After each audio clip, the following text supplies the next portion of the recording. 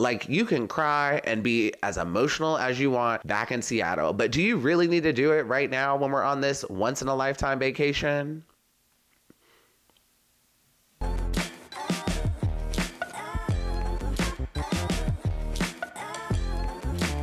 Hi everyone, my name's Demetri and welcome back to DemetriTube. Love is Blind Season 4 Part 2. Let's talk about it. As always, if you're enjoying my videos, please go ahead and pound that like button, pound that subscribe button, and ring that notification bell. I'm a growing YouTuber and the likes and subscribes really help me out. Y'all, so just some overall thoughts before we get started. Episode 4 was just...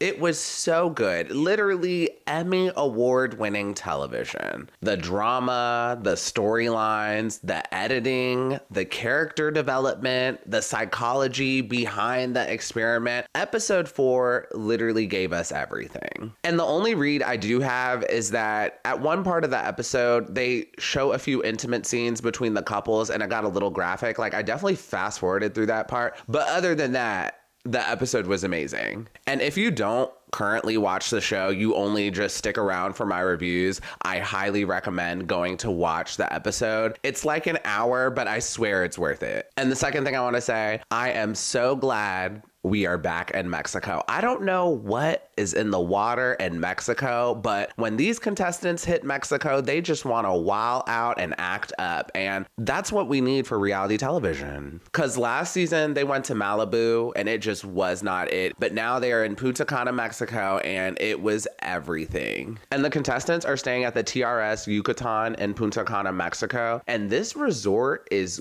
gorgeous. It definitely looks like a once-in-a-lifetime type of vacation. Okay, that's all I got. Don't forget to pound that like button, and let's dive into the episode. Okay, so first up, let's talk about Jackie and Marshall. Let me know below in the comments, what do y'all think of Jackie? I'm genuinely curious. To me, Jackie is a little childish, but I do feel like her heart is in the right place. And I'm gonna explain further in the video. So we get to Punta Cana, Mexico, and Jackie and Marshall are having like a brunch. And Jackie admits that Marshall is not her usual type. And she says in the real world, she would have swiped right on him. Or swiped left?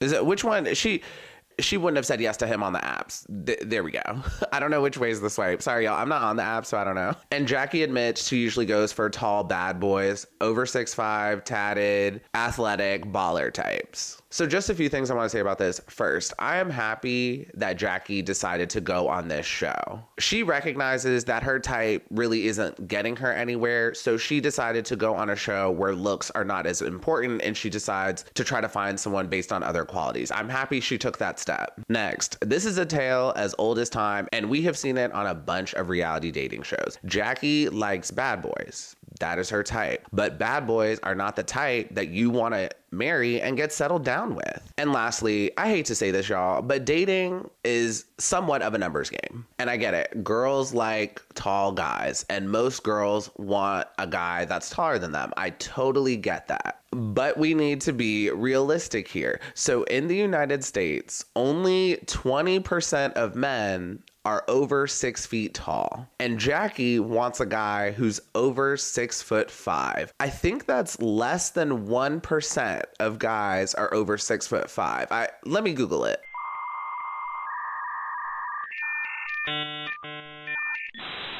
Yeah, I Googled it. It's less than 1% of guys. So by Jackie wanting a guy who's over 6'5", it's the same as her trying to bag a billionaire. She's literally trying to snag someone in the top 1%. And not only that, pretty much all women want a guy who's taller than them. So she's competing against pretty much every other woman who's interested in tall guys. So the odds just are not in her favor. And this is not a PSA advocating for the short kings. If you want a tall guy, go for a tall guy. But just keep in mind, if you're specifically going for guys over 6'5", the odds are very much not in your favor. Anyways, moving on. While Marshall and Jackie are having this brunch, Jackie has a confessional, and she also admits she's self-conscious about being part of the itty bitty committee. And it's interesting because Ayana from season 2 was self-conscious about this as well. And I find this interesting because, like, you can get your boobs done. And right now, we're just in this age of media, especially for women, where it's like, love yourself, you're perfect the way you are, be true to yourself, etc., etc. But I'm very much in the camp of,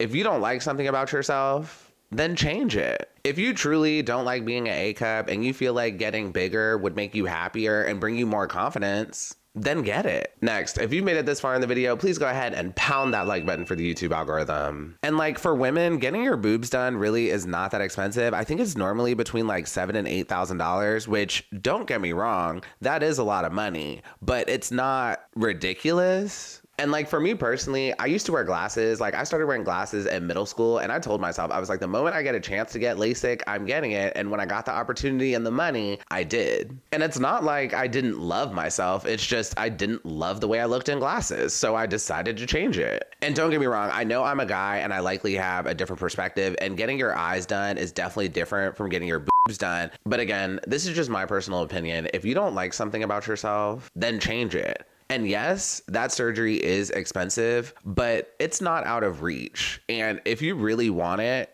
you'll make it happen. And if you truly think it'll make you a happier person, then it's worth it. Anyways, moving on. So Jackie and Marshall have another date and they drive into town for some margaritas. And Jackie at one point says, I know you. You're not like one of these bozos running the streets. I'm not worried about you at all. And at this point, Jackie makes it abundantly clear that she's used to dating bad boys and boys. And it is very clear Marshall is the nice guy that Jackie needs, but not the bad boy that she wants. And this is why I called Jackie a little childish at the start of the review, because somebody needs to snap some sense into her. Jackie, who do you want to be the father of your kids? Do you want some boy who's not going to stick around, or do you want a guy like Marshall who's emotionally there for you and will stick by your side? And then after that, Jackie and Marshall go back to the suite and Jackie starts crying and she gets super emotional. She says, I'm worried I'm going to go back to who I used to be when I go home. And then later on, she also says she does a lot for her family and doesn't usually get me time.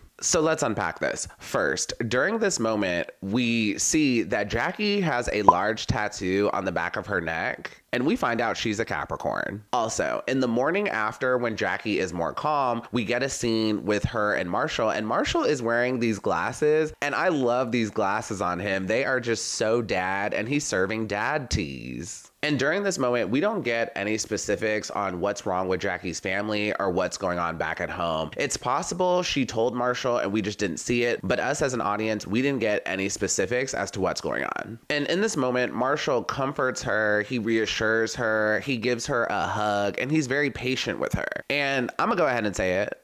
This is a red flag. So if I was in Marshall's shoes, I would run, because at the moment, Jackie is giving us no specifics on what's going on with her family and what's going on back at home. And again, it's possible Jackie told him, but we just didn't see it as an audience. And the reason I'm saying Marshall should run, because keep in mind, y'all, they're supposed to be getting married in 3 weeks. And this is just my opinion. It is not your responsibility to clean up your partner's life. And it sounds like Jackie is about to bring a ton of baggage into the marriage. And this is just how I see it. A marriage or a wedding is supposed to be a fresh new start for a couple and a new beginning. So you need to bring as little baggage as possible, and preferably you would bring no baggage. Now, I understand Marshall really likes her and wants to be there for her, but you are literally about to get married to her. It's not like y'all are about to date for a year and then get married. Like, you are 3 to 4 weeks away. Next, Jackie, I know you're emotional right now, but you are ruining this vacation. And this may sound kind of harsh, but this is Jackie's vacation just as much as it's Marshall's, and she's ruining it a little bit for Marshall. Y'all, this is a very expensive resort, and it's a once in a lifetime vacation. This is a 5-star resort, and I Googled it. Rooms here start at $700 a night. And I'm not saying her emotions are not valid, but I'm just like, damn, girl, can you lock it up till next week when we're back in Seattle? Like, you can cry and be as emotional as you want back in Seattle, but do you really need to do it right now when we're on this once in a lifetime vacation?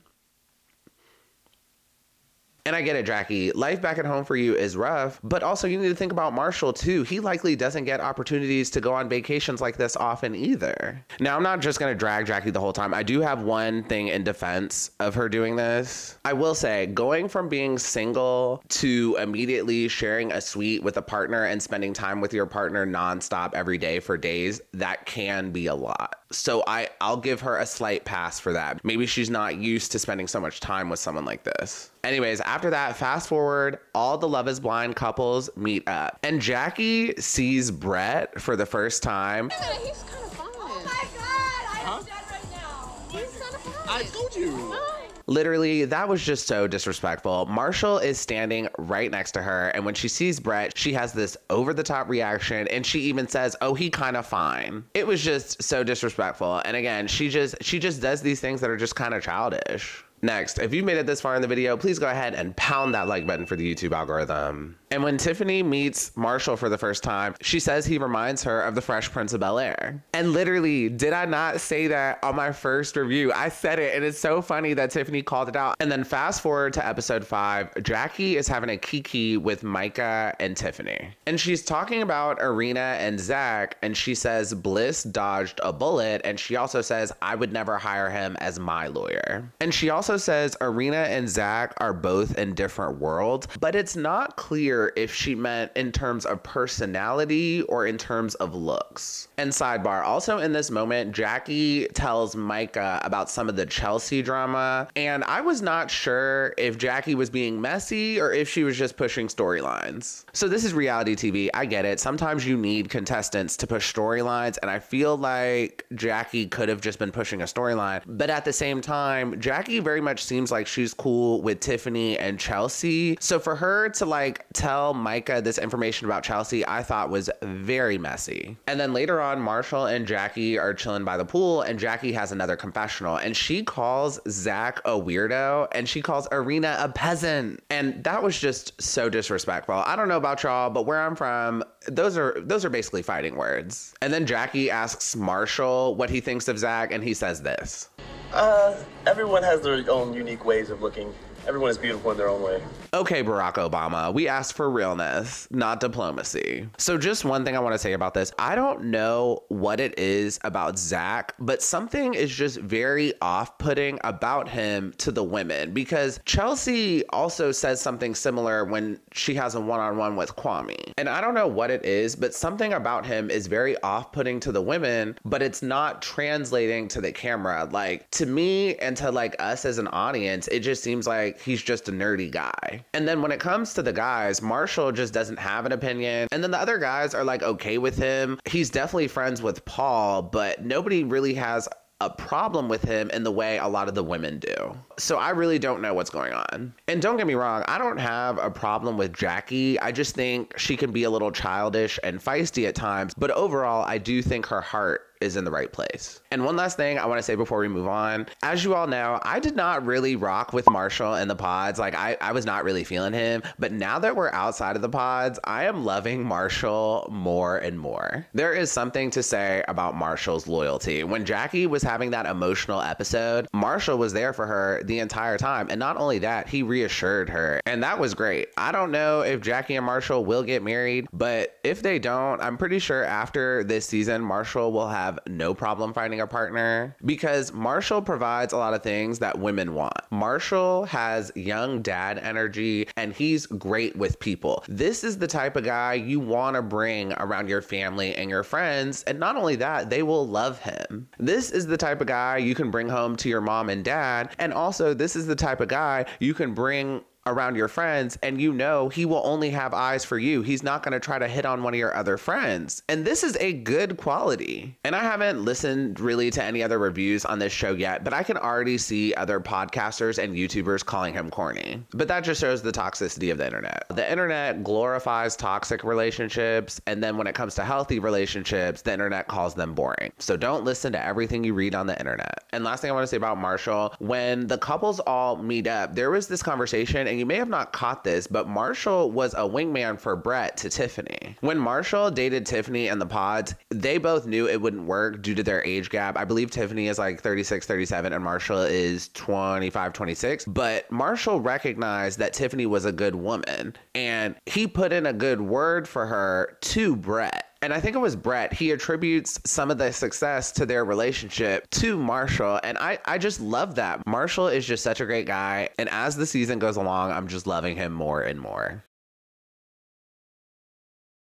Next, let's talk about Tiffany and Brett, and this will be very short. Y'all, I really like Tiffany and Brett. They're a great couple, and they're probably going to go all the way. But in terms of the show, they're really not bringing much of a storyline. Tiffany and Brett are grown. They are not with the games, and they are not with the dramatics. They are very much leaving that to everyone else. And for episodes 4 and 5, there's only one thing I want to point out. There's a scene between Tiffany and Brett asks Tiffany to put on a bathing suit for him. And I'm curious what y'all thought of this scene. So the swimsuit Brett picked out was ugly, but Tiffany was down to wear it. So a couple things I want to say about this. First, some guys like when their girlfriends, wives, whatever, wear specific things for them. Like that can be a huge turn on for them. And the feelings are mutual, so Tiffany was down to wear whatever he wanted. Also, Brett isn't the only one who likes this. Kwame likes this too. And in the pods, Kwame was talking about how he loves seeing his girl in like Calvin Klein undies or something. And guess what? Episode 4, 4250, you see Chelsea hanging in the suite in her Calvin Kleins. 2, Brett was showing so much confidence in this moment and his abilities. In general, women can be very picky about swimsuits, and they want to make sure it's something they like that looks good, but also something that they are comfortable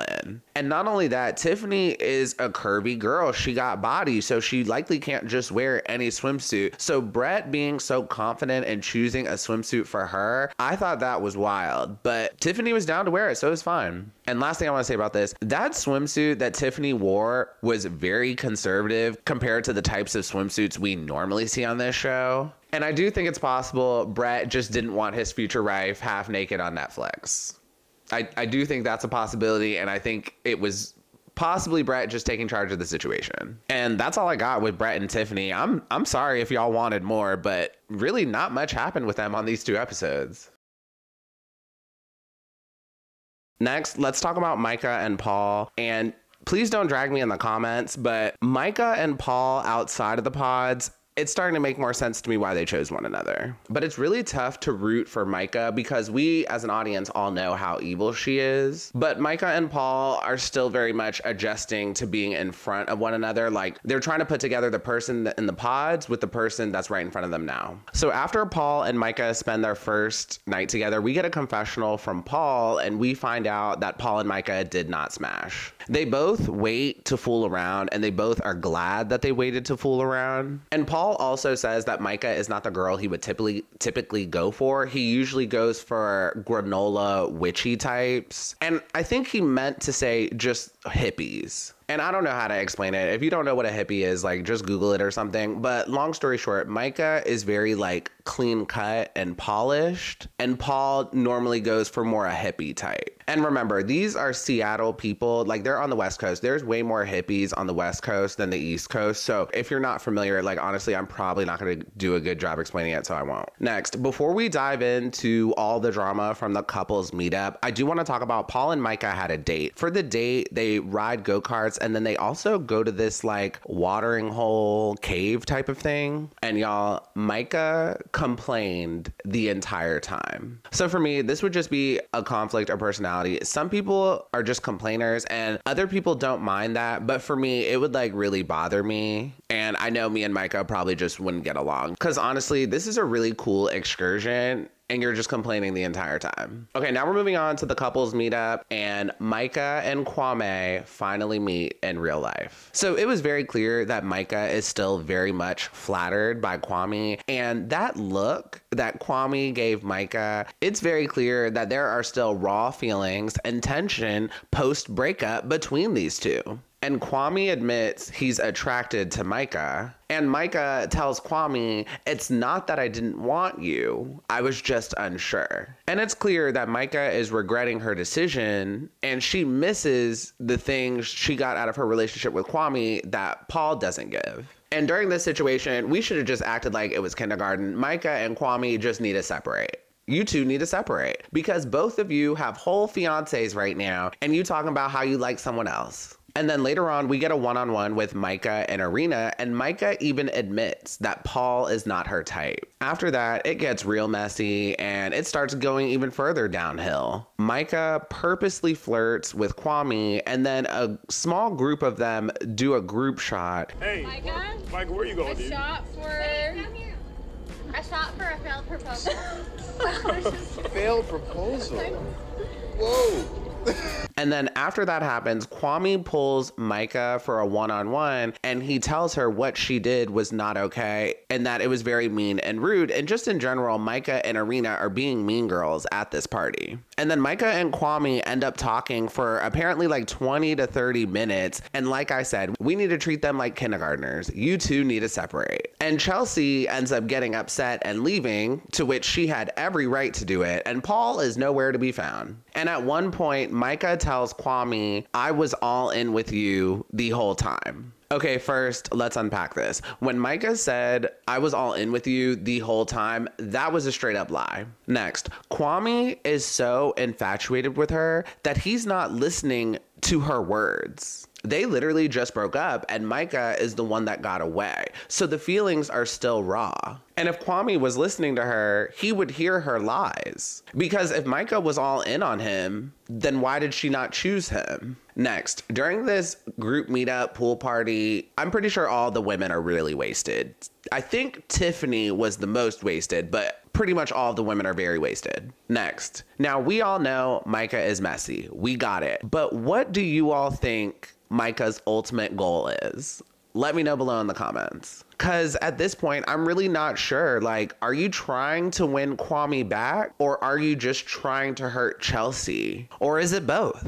And it's confusing because she continues to stay with Paul. I'm just like, girl, what is your ultimate goal? Like, if you want Kwame, say that, tell him. But you're not doing that. You're staying with Paul and you're flirting with Kwame and trying to hurt Chelsea. Like, what is your goal in all of this? And I don't really get this mentality, but when it comes to Micah and Irina, they're just going through this show with the mentality of, if I'm not happy, then no one else can be happy. And because they're not happy, they're trying to destroy everyone else's happiness. And I don't understand why someone would want to do that. But in their defense, it makes fantastic television. Next, did anyone else feel like Micah was possibly a producer pawn? I hate to say it, but it's just, Micah is just so messy and so oblivious to everyone else that it almost makes me feel like she may just be a producer pawn. And lastly, I was shocked that Kwame was still interested in Micah. I will say I was shocked because let's keep it 100, y'all. Chelsea is way more bad than Micah. And I know looks are not everything, but I thought after Kwame saw Chelsea outside of the pods and after he saw Micah out of the pods, he wouldn't have any interest in Micah. But I was wrong. And let me know below what y'all think in the comments. Do you think it was a looks thing, or do you think it's because to Kwame, Micah was the one who got away? Let me know. And sorry, one more thing about Micah, I almost forgot. So at the start of episode 5, Micah is having a kiki with Jackie and Tiffany, and Micah says she understands why Chelsea is upset, but she very much doesn't care. And enough about Micah, but that perfectly segues into Kwame and Chelsea. And there's not too much to say on them because most of their storylines surrounded around Micah's messiness. So Kwame and Chelsea smashed at the resort. And Chelsea makes this very clear at multiple points during the vacation. And Chelsea said Kwame exceeded all expectations she had, and she has never had this level of attraction with someone before. And then at the start of the couples meetup, Chelsea is having a kiki with a few of the girls, and they're asking each other if they smashed with their fiance. And Chelsea admits she did, and she says, I am wrecked from last night. And this part really could have been cut out. Netflix, I get it. You want to make it clear what happened in the suite between Kwame and Chelsea. I get it. But can we just clean it up a little bit? Can we have a little bit more ambiguity? A little bit more mystery? Please. And when Chelsea says this, I'm pretty sure Micah overheard, and Micah gets jealous. And now this is another season 2 situation like Natalie, Shane, and Shayna. The only reason Micah wants Kwame now is because Chelsea wants him. And it's crazy because Micah had an opportunity to be with Kwame when they were in the pod, but she turned him down. But now that Micah sees how much Chelsea wants him and likes him, now Micah wants him. It's wild. It's really wild.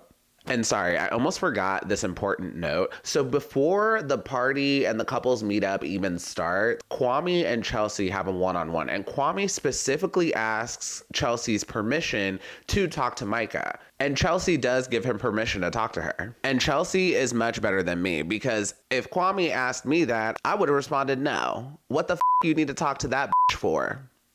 And I would have said it with that tone too. And don't get me wrong, I totally understand why Chelsea let him do it. She didn't want to look insecure. Like, I totally get that. But just for me personally, I wouldn't have been as cool as her. Chelsea leaves the pool party / couples meetup very upset. And later on, she has a one-on-one with Kwame, and she explains to him why she's upset. So just a few things I want to point out about this conversation. So Chelsea felt the conversation went far too long, and he should have agreed to end it sooner. Chelsea felt like Kwame should have nipped the proposal comment in the bud right in that moment, but he does not do it until later on when he has a one-on-one with Micah. And I agree with Chelsea. Chelsea said she was cringing watching where that conversation was going, and I agree with her. Her women's tuition was going off. She knew there were hijinks going on in that conversation because it was lasting so long, and she should have trusted her intuition. Next, Chelsea said she knew this would happen, and in my head, I was just like, if you knew this would happen, then why did you give Kwame permission? And yes, I understand she didn't want to seem insecure, but also at the same time, I feel like she could have framed it in a sense of, you just broke up with her last week, and I'm pretty sure the feelings are still raw, so I would prefer you not talk to her. Next, Kwame tells Chelsea that he struggled not having closure, but Micah making that proposal comment should have been the closure he needed.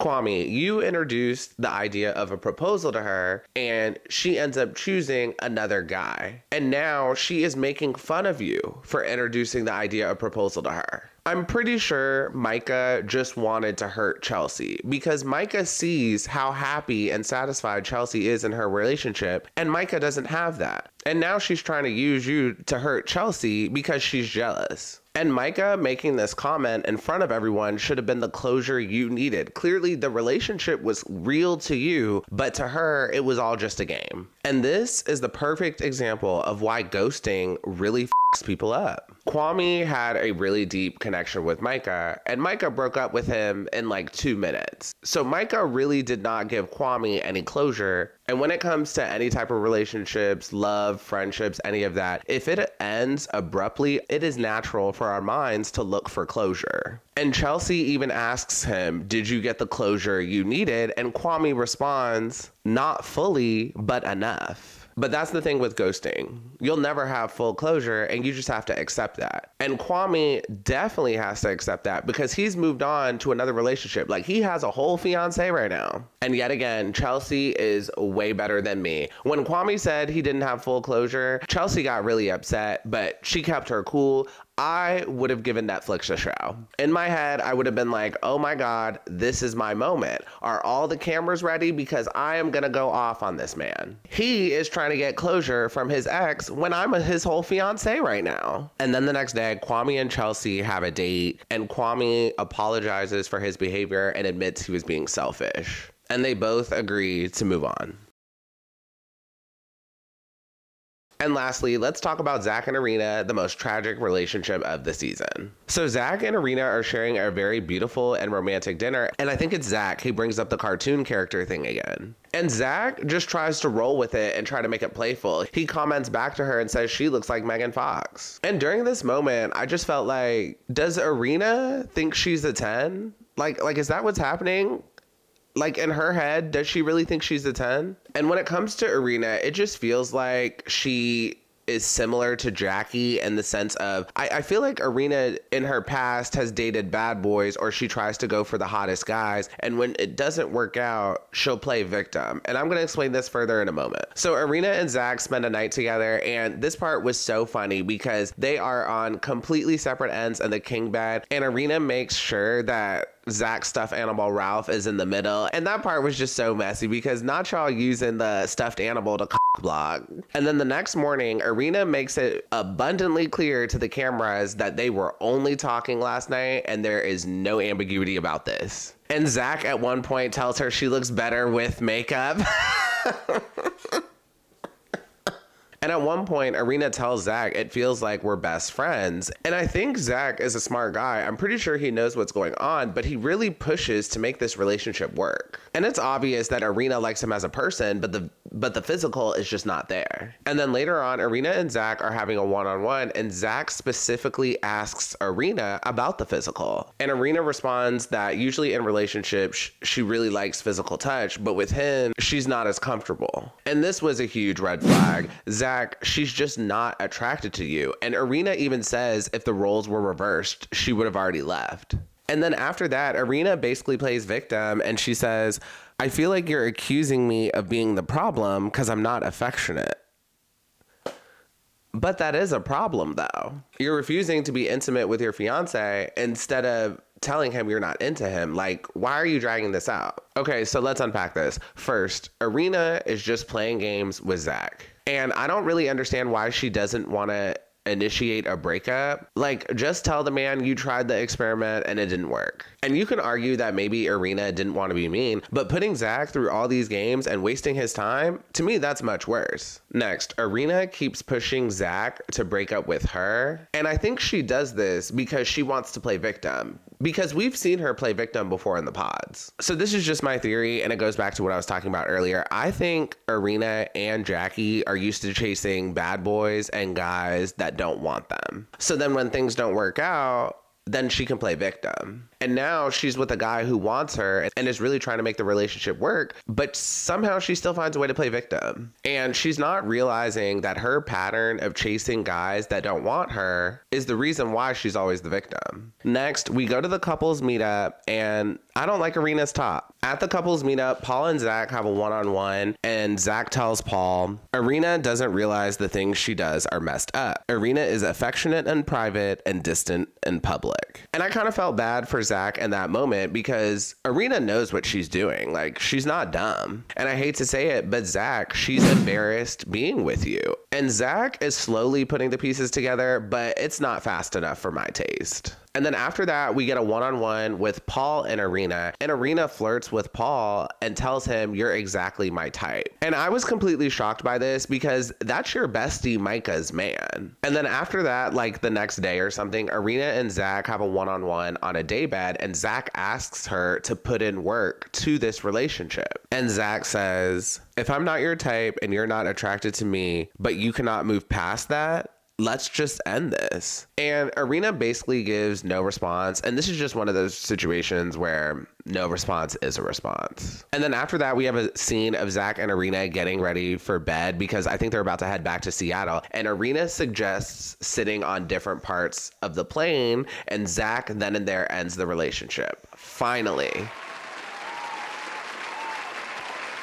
And again, I really don't understand why Irina refused to end the relationship herself. Like, instead of ending it herself, she just pushed Zack to end it. I really don't understand why she did that. And now that they're broken up, the dynamic between both of them is much more comfortable. And Irina pushes Zack to go for Bliss. And Irina also admits she likes Paul, which Zack already knew. And Zack tells her that's f***ed up because that's her bestie's man. And before I wrap up this video, there's just a couple more things I want to point out that happened between a few of the couples. But I didn't put it in their respective sections because I don't think it would have made sense. First, Micah pulls Chelsea for a one-on-one during the second couples meetup, but they don't get to finish the conversation because they get rained out. But before they got rained out, I do think Chelsea told Micah a little too much information. Next, during the second couples meetup that gets rained out, it's clear most of the women contestants do not trust Micah. And in general, all of the contestants are catching on to how evil Micah and Irina are. Like, they are not oblivious to this. And last thing I need to mention, Paul and Zack have another one-on-one, and Zack says he made a gut decision and his decision may be wrong. And Paul also says he may have made the wrong decision about Amber. But if y'all watched my first review, you all know I think Paul was screwed either way, whether he chose Micah or Amber. And then later on, Paul tells Micah about the conversation he had with Zack. And Paul tells Micah that he understands the feelings that Zack was going through because he says, I understand the mindset of, did I make the right choice? And I was just like, oh my God, I cannot believe Paul told this to Micah. Like, no, you are giving the enemy too much information. But I understand Micah is his fiance and he wants to be honest. And we're just going to see what happens in the future episodes. But I think Micah is going to realize that Paul is questioning his decision. And now at this point, it's just turning into relationship musical chairs. And that is the end of the episode and the end of this review. Episodes 6, 7, 8 are out now. I'm going to try to watch it as quickly as I can and get y'all a review. If you're new to my channel, just know I have a day job, but I am working on it as quickly as I can. And please go ahead and support a YouTuber. Pound that like button, pound that subscribe button, and ring that notification bell, and I will see you all next time. Have a good one. Bye.